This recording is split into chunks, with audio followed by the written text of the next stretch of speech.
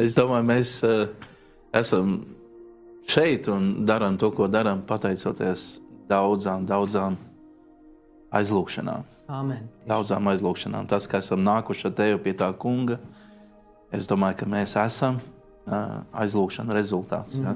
Cilvēki, kas ir savā laikā stāvējuši un lūguši par atmodu, par Latviju, par konkrētām pilsētām, varbūt tās arī konkrēti pat par mums, varbūt mums pat nezinot, varbūt kāds bija ielicis sirdī. Vismaz es tā biju dzirdējis, kāds man tā bija teicis. Ja, kad varbūt tās tur bija kā ticīgi cilvēki tajā dzemdību nodaļā, un tad redzēja, ka vēl viens bērns tiek atstāts, ja, kaut kādu iemeslu dēļ vai pamatot vai kā, un ka tā sirds iežņaudzās, iesāpās, un tas ticīgais cilvēks aizlūdz un saka, Dievs, tu redzi, ka vēl viens bērniņš, ja, ir atstāts, es tā konkrēti par sevīm, ja. Un Dievs vienkārši ir vērsis, ja, to visu uz labu. Un es domāju, mums katram apakšā ir savs stāsts. Un mēs šodien nebūtu šeit, ja nebūtu brāļi māsas par mums stāvējuši un krituši.